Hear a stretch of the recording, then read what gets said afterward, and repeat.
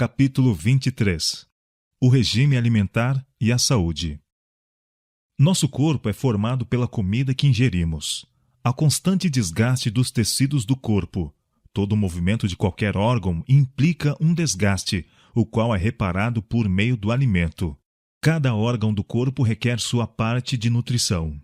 O cérebro deve ser abastecido com sua porção. Os ossos, os músculos e os nervos requerem a sua. Maravilhoso é o processo que transforma a comida em sangue e se serve desse sangue para restaurar as várias partes do organismo. Mas esse processo está prosseguindo continuamente, suprindo a vida e a força a cada nervo, cada músculo e tecido. Deve-se escolher o alimento que melhor proveja os elementos necessitados para a edificação do organismo. Nessa escolha, o apetite não é um guia seguro. Mediante hábitos errôneos de comer, o apetite se tornou pervertido. Muitas vezes exige alimento que prejudica a saúde e a enfraquece em lugar de fortalecê-la. Não nos podemos guiar com segurança pelos hábitos da sociedade. A doença e o sofrimento que por toda parte dominam são em grande parte devidos a erros populares com referência ao regime alimentar. A fim de saber quais são os melhores alimentos, cumpre-nos estudar o plano original de Deus para o regime do homem. Aquele que criou o homem e lhe compreende as necessidades, designou a Adão o que devia comer. Eis que vos tenho dado todas as ervas que dão semente e se acham na superfície de toda a terra e todas as árvores em que há fruto que dê semente. Isso vos será para mantimento. Gênesis capítulo 1, verso 29. Ao deixar o Éden para ganhar a subsistência lavrando a terra sob a maldição do pecado, o homem recebeu também permissão para comer a erva do campo. Gênesis capítulo 3, verso 18. Cereais, frutas, nozes e verduras constituem o regime dietético escolhido por nosso Criador. Esses alimentos, preparados da maneira mais simples e natural possível, são os mais saudáveis e nutritivos. Proporcionam uma força, uma resistência e vigor intelectual que não são promovidos por uma alimentação mais complexa e estimulante.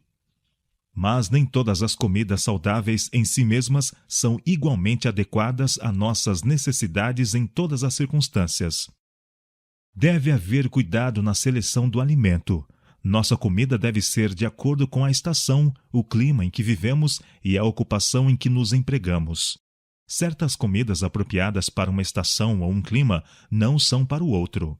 Assim, há diferentes comidas mais adequadas às pessoas segundo as várias ocupações. Muitas vezes, alimentos que podem ser usados com proveito por pessoas que se empenham em árduo labor físico não são próprios para as de trabalho sedentário ou de intensa aplicação mental. Deus nos tem dado ampla variedade de comidas saudáveis, e cada pessoa deve escolher dentre elas aquelas que a experiência e o bom senso devem demonstrar ser as mais convenientes às suas próprias necessidades. As abundantes provisões de frutas, nozes e cereais da natureza são amplas, e de ano para ano os produtos de todas as terras são mais amplamente distribuídos por todos, devido às facilidades de transporte. Em resultado, muitos artigos de alimentação, que poucos anos atrás eram considerados como luxos caros, encontram-se agora ao alcance de todos, como gêneros diários. Este é especialmente o caso com frutas secas e em conservas. As nozes e as receitas com elas preparadas estão se tornando largamente usadas, substituindo os pratos de carne. Com as nozes se podem combinar cereais, frutas e alguns tubérculos, preparando pratos saudáveis e nutritivos. Deve-se cuidar, no entanto, em não usar grande proporção de nozes. Os que percebem os maus efeitos do uso das nozes talvez consigam afastar o mal mediante essa precaução. Convém lembrar também que algumas qualidades de nozes não são tão saudáveis como outras. As amêndoas são preferíveis aos amendoins, mas estes, em limitadas porções, usados conjuntamente com os cereais, são nutritivos e digeríveis. Quando devidamente preparadas, as azeitonas, como as nozes, substituem a manteiga e os alimentos cárneos. O azeite ingerido na azeitona é muito preferível à gordura animal. Atua como laxativo. Seu uso se verificará benéfico aos tuberculosos, sendo também medicinal para um estômago inflamado e irritado. As pessoas que se têm habituado a um regime muito condimentado, altamente estimulante, têm um gosto não natural e logo não podem apreciar o alimento simples. Levará tempo até que o gosto se torne natural e o estômago se recupere do abuso sofrido. Mas os que perseveram no uso do alimento saudável, depois de algum tempo, o acharão agradável ao paladar. Seu delicado e delicioso sabor será apreciado e será ingerido com maior satisfação do que se pode encontrar em nocivas iguarias. E o estômago, numa condição saudável, não estimulado nem sobrecarregado, está apto a se desempenhar mais facilmente sua tarefa. A fim de manter a saúde, é necessária suficiente provisão de alimento bom e nutritivo. Se planejarmos sabiamente, os artigos que promovem a boa saúde podem ser obtidos em quase todas as terras. Os vários artigos preparados de arroz, trigo, milho e aveia são enviados para toda parte, bem como feijões, ervilhas e lentilhas. Estes, juntamente com as frutas nacionais ou importadas e a quantidade de verduras que dão em todas as localidades, oferecem oportunidade de escolher um regime dietético completo, sem uso de alimentos cárneos. Onde quer que haja frutas em abundância, deve-se preparar farta provisão para o inverno, conservando-as cozidas ou secas.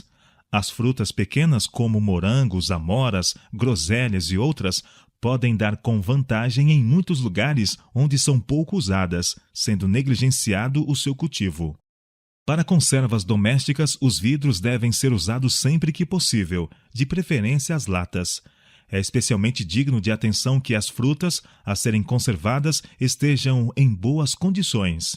Empregue-se pouco açúcar e a fruta seja cozida apenas o necessário à sua conservação. Assim preparadas, são excelente substituto para as frutas frescas. Onde quer que as frutas secas, como passas, ameixas, maçãs, peras, figos e abricós, se podem obter por moderado preço, verificar-se-á que se podem usar como artigos principais de regime, muito mais abundantemente do que se costuma fazer, com os melhores resultados para a saúde de todas as classes. Não deve haver grande variedade em cada refeição, pois isso incita o excesso na alimentação e produz má digestão. Não é bom comer verduras e frutas na mesma refeição. Se a digestão é deficiente, o uso de ambas ocasionará com frequência perturbação, incapacitando para o esforço mental.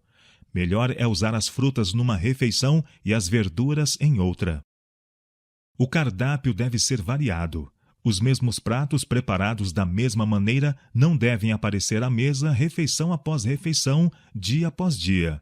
O alimento é tomado com mais prazer e o organismo mais bem nutrido quando é variado. É pecado comer apenas para satisfazer o apetite, mas não se deve ser indiferente quanto à qualidade da alimentação ou à maneira de a preparar. Se a refeição que comemos não é saborosa, o organismo não recebe tanta nutrição. O alimento deve ser cuidadosamente escolhido e preparado com inteligência e habilidade. Para o pão, não é a melhor a farinha branca, superfina. Seu uso nem é saudável nem econômico. A farinha branca, fina, carece de elementos nutritivos que se encontram num pão feito do trigo integral. É causa frequente de prisão de ventre e outras condições insalubres. O emprego do bicarbonato ou fermento em pó no pão é nocivo e desnecessário. O bicarbonato produz inflamação do estômago, envenenando muitas vezes todo o organismo. Muitas donas de casa julgam não poder fazer bom pão sem empregar o bicarbonato, mas isso é um erro. Se se derem a um incômodo de aprender melhores métodos, seu pão será mais saudável e a um paladar natural, muito mais agradável. Ao fazer pão crescido ou levedado, não se deve utilizar leite em lugar de água. Isso representa despesa adicional e torna o pão menos saudável. O pão que leva leite não se conserva bem tanto tempo depois de assado como o que é feito com água e fermenta mais facilmente no estômago. O pão deve ser leve e agradável. Nem o mais leve vestígio de acidez se deve tolerar. Os pães devem ser pequenos e tão perfeitamente assados que, o quanto possível, o princípio ativo do fermento seja destruído. Quando quente ou fresco, qualquer espécie de pão levedado é de difícil digestão. Nunca devia aparecer à mesa. Isso não se aplica, entretanto, ao pão sem levedar. Pão de trigo fresco, sem fermento ou levedura e assado num forno bem quente é ao mesmo tempo saboroso e saudável. Os cereais empregados em mingaus devem ser cozidos várias horas, mas as refeições brandas ou líquidas são menos saudáveis que as secas, que requerem mastigação total. Torradas são dos mais digestíveis e aprazíveis alimentos. Corte-se o pão comum em fatias. Ponha-se no forno até haver desaparecido o último vestígio de umidade. Deixe-se então dourar levemente e por igual. Pode-se conservar esse pão num lugar seco por muito mais tempo que o pão comum, e se posto novamente ao forno, pouco antes de ser servido, ficará como torrado de fresco. Em geral, usa-se demasiado açúcar no alimento. Bolos, pudins, massas folhadas, geleias e doces são causa ativa de má digestão. Especialmente nocivos são os cremes e pudim, em que o leite, ovos e açúcar são os principais ingredientes. Deve-se evitar o uso abundante de leite e açúcar juntos. O leite que se usa deve ser perfeitamente esterilizado. Com esta precaução, há menos perigo de contrair doenças por seu uso. A manteiga é menos nociva quando comida no pão do que empregada na cozinha, mas, em regra, melhor é dispensá-la inteiramente. O queijo é ainda mais objetável, é totalmente impróprio como alimento. A alimentação deficiente, mal cozida, estraga o sangue por enfraquecer os órgãos que o preparam. Isso desarranja o organismo, trazendo doenças com seu cortejo de nervos irritados e mau gênio. As vítimas da deficiência culinária contam-se aos milhares e dezenas de milhares. Sobre muitos túmulos se poderia gravar: morto devido à má cozinha. Morto por maus tratos infligidos ao estômago. É um sagrado dever para os que cozinham o saber preparar alimento saudável. Muitas almas se perdem em razão de um errôneo modo de preparar os alimentos. Exige reflexão e cuidado fazer um bom pão. Há, porém, mais religião num pão bem feito do que muitos pensam. Na verdade, há poucas boas cozinheiras. As jovens entendem ser coisa servil cozinhar e fazer outros serviços domésticos. E por isso, muitas jovens que se casam e têm cuidado de família, mas pouca ideia possuem dos deveres que pesam sobre a esposa e mãe. Cozinhar não é ciência desprezível, porém uma das mais essenciais na vida prática. É uma arte que todas as mulheres deviam aprender, devendo ser ensinada de um modo que beneficiasse as classes mais pobres. Fazer comida apetecível e ao mesmo tempo simples e nutritiva requer habilidade. Pode, no entanto, ser feito.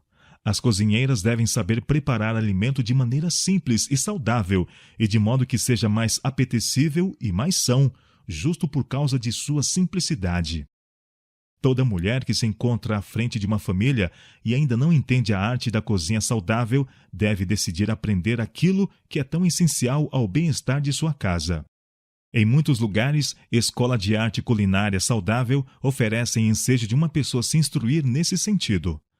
Aquela que não tem o auxílio de tais facilidades devia tomar instruções com uma boa cozinheira, perseverando em seus esforços por se aperfeiçoar até se tornar senhora da arte culinária.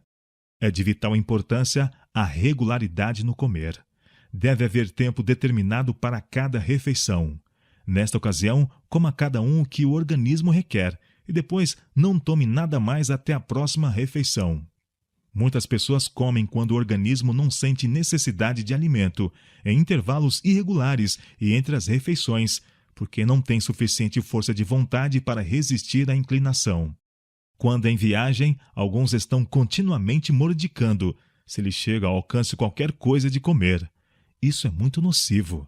Se os viajantes comessem regularmente um alimento simples e nutritivo, não experimentariam tão grande fadiga, nem sofreriam tanto enjoo. Outro hábito prejudicial é o de tomar alimento exatamente antes de dormir. Pode-se haver tomado as refeições regulares, mas, por sentir-se uma sensação de fraqueza, ingere-se mais alimento.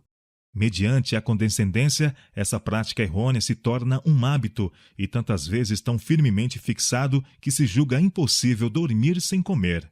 Em resultado de tomar ceias tardias, o processo digestivo é continuado através do período de repouso.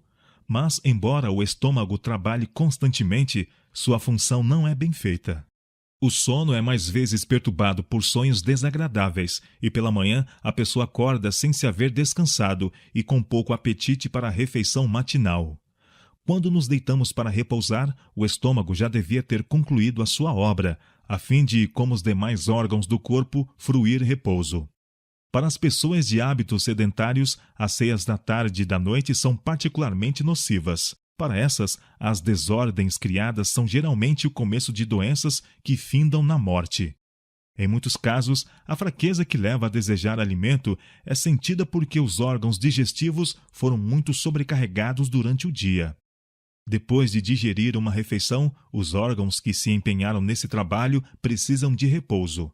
Pelo menos 5 ou 6 horas devem entremear as refeições, e a maior parte das pessoas que experimentarem esse plano verificará que 2 refeições por dia são preferíveis a 3.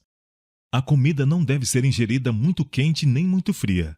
Se está fria, as forças vitais do estômago são chamadas a fim de aquecê-la antes de ter começo o processo digestivo. Bebidas frias, pelo mesmo motivo, são prejudiciais. Por outro lado, o uso copioso de bebidas quentes é debilitante. Na verdade, quanto mais líquido for ingerido nas refeições, tanto mais difícil se tornará a digestão do alimento, pois o líquido precisa ser absorvido primeiro para que principie a digestão. Não useis sal em quantidade. Evitai os picles e comidas condimentadas. Servi-vos de abundância de frutas, e a irritação que requer tanta bebida nas refeições desaparecerá em grande parte. A comida deve ser ingerida devagar, completamente mastigada. Isso é necessário para a saliva ser devidamente misturada com o alimento e os sucos digestivos chamados ação. Outro mal sério é comer em ocasiões impróprias, como depois de violento ou excessivo exercício, quando uma pessoa se encontra exausta ou aquecida. Logo depois da comida, há forte demanda das energias nervosas, e quando a mente ou o corpo é muito sobrecarregado justo antes ou logo depois de comer, prejudica-se a digestão. Quando uma pessoa está agitada, ansiosa ou apressada, é melhor não comer enquanto não descansar ou obtiver alívio. O estômago está intimamente relacionado com o cérebro, e quando ele está doente, a força nervosa é chamada do cérebro em auxílio dos enfraquecidos órgãos digestivos. Sendo estas exigências demasiado frequentes, o cérebro fica congestionado. Se este é constantemente sobrecarregado e há falta de exercício físico, mesmo a comida simples deve ser tomada parcimoniosamente. Na hora da refeição, expulsai o cuidado e os pensamentos ansiosos. Não estejais apressados, mas comei devagar e satisfeitos, o coração cheio de gratidão para com Deus por todas as suas bênçãos.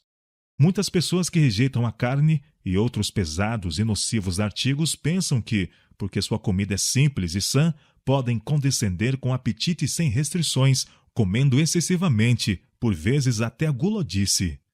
Isso é um erro. Os órgãos digestivos não devem ser sobrecarregados com uma quantidade ou qualidade de alimento que torne pesado ao organismo o digeri-lo. O costume determina que a comida seja trazida para a mesa por pratos. Não sabendo o que vem depois, uma pessoa pode comer bastante de um prato que talvez não lhe seja o mais conveniente. Quando a última parte é apresentada, ela se arrisca muitas vezes a ultrapassar um pouco os limites e aceita a tentadora sobremesa, o que, no entanto, não se lhe demonstra nada bom. Se toda a comida de uma refeição é posta na mesa ao princípio, a pessoa fica habilitada a fazer a melhor escolha. Por vezes, o resultado do excesso de alimento é imediatamente sentido. Noutros casos, não há uma sensação de mal-estar, mas os órgãos digestivos perdem a força vital e é solapada a base de resistência física.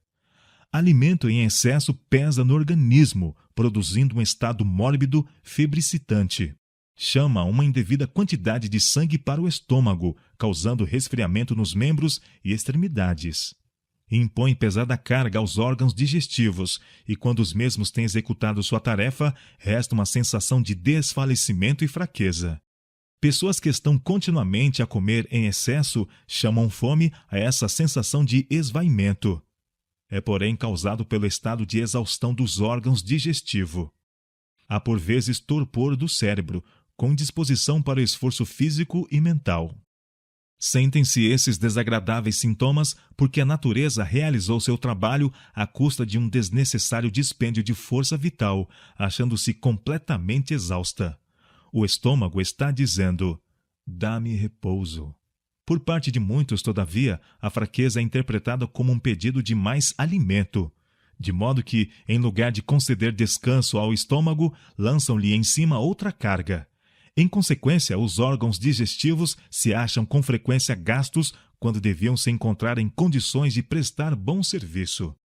Não devemos preparar para o sábado mais liberal provisão de alimento, nem maior variedade que nos outros dias. Em lugar disso, a comida deve ser mais simples, e menos se deve comer, a fim de a mente estar mais clara e vigorosa para compreender as coisas espirituais. Um estômago abarrotado quer dizer um cérebro pesado. As mais preciosas palavras podem ser ouvidas e não apreciadas devido à mente estar confusa por uma alimentação imprópria. Comendo demais no sábado, muita gente faz mais do que julga para se tornar incapaz de receber o benefício de suas sagradas oportunidades. Deve-se evitar cozinhar no sábado. Não é por isso necessário comer frio. No tempo frio, a comida preparada no dia anterior deve ser aquecida, e as refeições, embora simples, sejam saborosas e atrativas. Especialmente nas famílias em que há crianças, é bom aos sábados qualquer coisa que seja considerada como um prato especial, coisa que a família não tenha todos os dias. Onde tem havido condescendência com hábitos errôneos, não deve haver demora em reformá-los. Quando a dispepsia tem sido o resultado do mau trato infligido ao estômago, façam-se cuidadosos esforços para conservar o resto da resistência das forças vitais, afastando toda sobrecarga. Talvez o estômago nunca recupere inteiramente a saúde depois de um longo tempo de maltrato. Mas uma correta orientação no regime dietético poupará posterior debilidade, e muitos se recuperarão mais ou menos. Não é fácil prescrever regras que se adaptem a todos os casos, mas, atendendo aos sãos princípios no comer, podem-se operar grandes reformas, e a cozinheira não precisa labutar continuamente para tentar o apetite. A sobriedade na alimentação é recompensada com vigor mental e moral. É também eficaz no domínio das paixões. O excessivo comer é especialmente prejudicial aos que são de temperamento indolente. Estes devem comer frugalmente e fazer bastante exercício físico. Existem homens e mulheres de excelentes aptidões naturais, que não realizam metade do que poderiam efetuar se exercessem domínio sobre si mesmos quanto a negar-se ao apetite. Muitos escritores e oradores falham nesse ponto. Depois de comer à vontade, entregam-se às ocupações sedentárias, lendo, estudando ou escrevendo, não se dando nenhum tempo para exercício físico. Em consequência, é dificultado o livre fluxo dos pensamentos e das palavras. Não podem escrever nem falar com a intensidade e o vigor necessários para atingir o coração. Seus esforços são fracos e infrutíferos. Aqueles sobre quem impendem importantes responsabilidades, e sobretudo os que são guardas dos interesses espirituais, devem ser homens de viva sensibilidade e rápida percepção. Mais que os outros, devem ser eles temperantes no comer. Alimentos muito condimentados e sofisticados não deveriam ter lugar em sua mesa. Todos os dias, homens que ocupam posição de responsabilidade têm de tomar decisões das quais dependem resultados de grande importância. É-lhes preciso com frequência pensar rapidamente, e isso só pode ser feito com êxito pelos que observam estrita temperança. A mente se revigora sob o correto tratamento das faculdades físicas e mentais. Se a tensão não é demasiada, sobrevém renovado vigor a cada esforço. Mas, com frequência, a obra dos que têm importantes planos a considerar e sérias decisões a tomar é afetada para mal em consequência de um regime impróprio. Um estômago perturbado produz um estado mental incerto e perturbado. Causa muitas vezes irritabilidade, aspereza ou injustiça. Muito plano que haveria sido uma bênção para o mundo tem sido posto à margem. Muitas medidas injustas, opressivas e mesmo cruéis têm sido executadas em resultado de estados enfermos, resultantes de hábitos errôneos no comer. Eis uma sugestão para todos quanto têm trabalho sedentário ou especialmente mental. Experimentem-no os que tiverem suficiente força moral e domínio próprio. Comei em cada refeição apenas 2 ou 3 espécies de alimentos simples, não ingerindo mais do que o necessário para satisfazer a fome. Fazei exercício ativo todos os dias e vede se não experimentais benefício. Homens fortes que se empenham em ativo trabalho físico não são forçados a cuidar tanto no que respeita à qualidade e à quantidade do alimento como as pessoas de hábitos sedentários, mas mesmo esses desfrutariam melhor saúde se usassem de domínio sobre si mesmos quanto ao comer e ao beber. Alguns desejariam que se lhes prescrevesse uma regra exata para seu regime. Comem demais e depois se lamentam e ficam sempre a pensar no que comem e bebem. Não deve ser assim. Uma pessoa não pode ditar uma estrita regra para outra. Cada um deve exercer discernimento e domínio, agindo por princípio. Nosso corpo é a possessão adquirida de Cristo, e não nos achamos na liberdade de fazer com ele o que nos apraz. Todos quantos compreendem as leis da saúde devem reconhecer sua obrigação de obedecer a essas leis, estabelecidas por Deus em nosso ser. A obediência às leis da saúde deve ser considerada questão de dever pessoal. Temos de sofrer os resultados da lei violada. Cumpre-nos responder individualmente a Deus por nossos hábitos e práticas. Portanto, a questão quanto a nós não é: qual é o costume do mundo? Mas, de que maneira eu, como indivíduo, tratarei a habitação que Deus me deu?